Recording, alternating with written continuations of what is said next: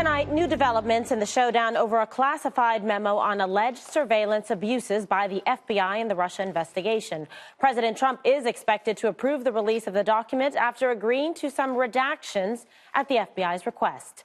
It could be declassified possibly by tomorrow morning.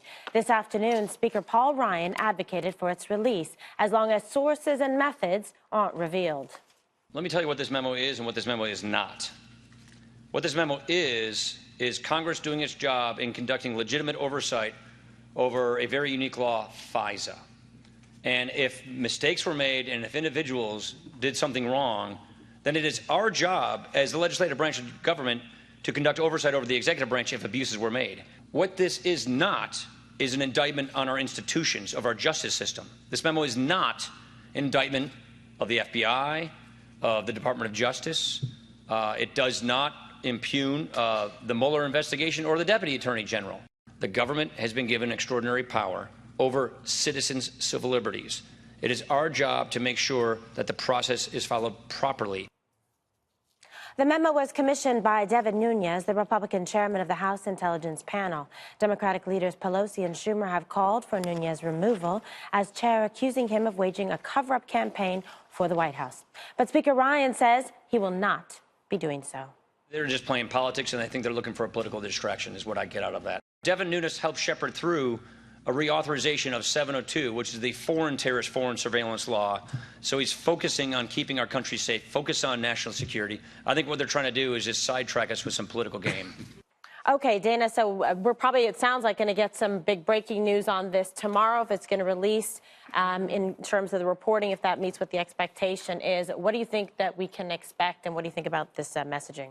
I'm not sure. I understand what Speaker Ryan is trying to do. A couple of things. One, he's trying to explain that that the memo has nothing to do with the Bob Mueller investigation. I really think that's a very tough communications bar to clear, because even if it's true that it has nothing to do with it, everybody assumes that it has something to do with it. And all these background sources say that the White House, or some in the White House, sometimes they say the president, believes that this is actually going to help him in the court of public opinion, thinking that there is bias against him, and therefore it questions the credibility of the whole Russia investigation.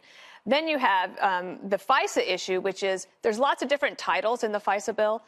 We talked about this the other day, that where you have foreign terrorists calling into Americans and you get a warrantless wiretap, that's one part of the FISA program. What I understand is that the concerns about possible abuses or inappropriateness, it's in a different title, in Title I, which is about basically going after a warrant for an American here. So that's where the abuses apparently were, and maybe they'll be able to clarify this when it goes forward. Just before we came to air, Axios is reporting on from background sources that some people in the White House are fearful that maybe this isn't all it's cracked up to be, and that maybe it's been overhyped. And when Speaker Ryan says that Pelosi and Schumer are just calling for a distraction, by saying that Nunes should step down as the chairman of the Intelligence Committee, you do have to think that the Republicans have actually been looking for a distraction for the past couple of weeks as they've gone through the proper channels to try to figure out a way to release the memo.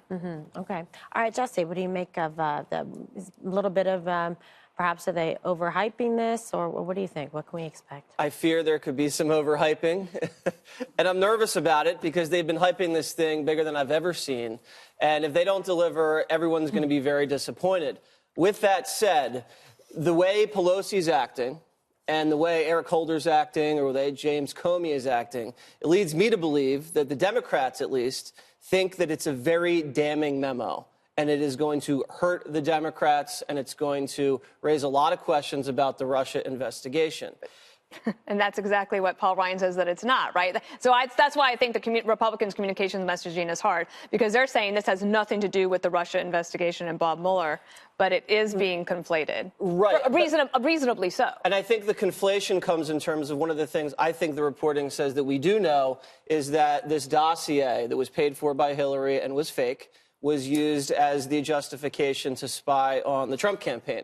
That seems like the hardest bit of evidence we have. As far as anything else, It looks like Comey's been implicated in some capacity. Rosenstein's been implicated. I've heard those names been bandied about. Now they want to redact those names. I don't see what redacting names will do.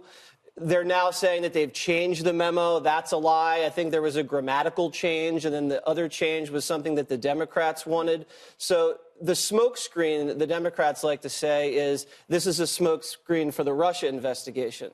The Democrats are now deploying a smokescreen for the abuse of power, because right now it does look like, when people were debating this for many years, we're worried about the Fourth Amendment. We're worried about the federal government knowing too much and abusing their power and getting into personal stuff. It looks like some of those fears were founded on actual reality. So we'll see what happens. I'm sick of hearing about it. Just release the damn thing. Okay. So tomorrow, Jesse, they'll be over for you. Right. Greg, so what do you make of this in terms of, Paul Ryan coming out, making this statement? The White House, just a lot of news. Some people wanted this to come out today, ahead of time, versus Friday. Yeah, I have this sense. I love our viewers. I love our viewers so much that I sometimes have to give them some tough talk. Oh. This is a memo intervention. The more this is played up on cable news, the less it may be. You've seen this happen with other scandals. I call it letdown-itis. You get built up, and it creates a lot of ratings and a lot of fire and a lot of fury, and then it just fizzles, and then we move on to something else. It's like the reboot of Full House. I was looking forward to that for ages, and then when it came out, it was just a big letdown. And what you're seeing with the Russian collusion thing, it's the same thing, the facts there are thinner than Stelter's hair. You look at that, and then you look at that, and then you look at the memo. It's like competitive striptease. One side is saying, look at this, and then the other side is, look at this, and then when you look at that, and you look at that, you realize this is the worst strip club ever. I mean, if you look at MSNBC, Rachel is fantastic, and every day she's selling that story. And then if you come to other networks, it's the memo, other networks, and it's selling that story. So it's scandal ping pong. And it's competitive striptease coming to a theater near you. But it's really just scandal ping pong. It's like just be scandal pong. And what I'm saying is I could be completely wrong. I've been wrong before. I hate talking about stuff that I don't know about. Yeah. But if I follow that, I would never open my mouth. So I am going to say a prediction that we probably will be let down. And if I'm wrong, then we'll talk about it tomorrow. Probably lead with it. Yes, I know. What a happy Friday it will be. Okay, so Juan, do you think here in terms of what the Republicans, some of the messaging, that they've gotten ahead of the game here, or how do you see this? Well, I think that the purpose is pretty apparent, which is that President Trump doesn't like the investigation. He's trying to undermine the FBI, Justice Department, as part of an effort to get his supporters to disbelieve anything that comes from the special counsel or any of these investigatory agencies. What's striking to me about this is you had the director of the FBI, Christopher Wray, go over to the White House to meet with the White House Chief of Staff, John Kelly, accompanied by Rod Rosenstein, who's the Deputy Attorney General. And both said this would be a reckless act. It would endanger national security to have this put out there, that this was a cherry-picked document. There are omissions of facts. There are things that are distorted in here, and it will lead to, methods and sources being divulged. And they asked, now these are two Trump appointees. This is not the Democrats, which I guess we can easily, just picking up on what Greg was saying, get into team sport politics here. But at some point, you have to look out for American institutions and trust in law enforcement. And here, despite what Paul Ryan says, we have the president putting his interest, his disinclination to listen and abide by anything that's coming from the Mueller investigation over the best interest of the American people. And I'm surprised for Republicans. Over the best interest of law enforcement in the United States. Well, that's funny because for so long we've been told how heroic whistleblowers are for exposing all this information. I mean, where's the Chelsea Manning fan club right now? Why aren't they saying release the memo? I really don't think there's any reason for secrecy in this memo, because I do think what's in the memo we already know. But I think that the idea that it's top secret is unfair to the American people. Well, here's the thing then. The same group that says, let's be transparent, says, no, Democrats, your memo can't go out. That's not true. And then secondly, when they asked about the classified information behind the document, if you believe in transparency, said, no, we can't put that out. So you just have to listen to our interpretation. I don't think the president's trying to undermine anything. I think Congress is doing oversight, and that's what the job of Congress is. You also said that the FBI doesn't want it out. Of course they don't want it out because it's very embarrassing to the FBI. And all of a sudden, Juan Williams trusts law enforcement. No. I just want the record to show that for the last year, you've said the law enforcement needs to have body cameras on them, and we have to look out for bias in law enforcement. Now we actually have evidence of bias in law enforcement, and you don't want to know about it, Juan. Jesse, when has the media not wanted more information? Jesse, I always thought you as a journalist would want more. Yes, Jesse, more. I don't know. You're on such weak ground. I understand why you want to do some kind of personal attack on me, but let me just say, if I talk about police in the streets and black communities, I'm not talking about the FBI looking at our politicians. If there's a biased cop patrolling a black neighborhood that doesn't like black people, wouldn't you suspect that black cop? So if there's a biased FBI agent that doesn't like Donald Trump and he's overseeing the investigation, wouldn't you question that too? I tell you what, maybe then you should go back and look at the newspapers. That's a great point. That indicate, address the point. I am, because yesterday, the agent who you say doesn't like Donald Trump, it was disclosed, was the guy who wrote the memo saying, let's go after Hillary Clinton, let's reopen this thing 10 days before the election.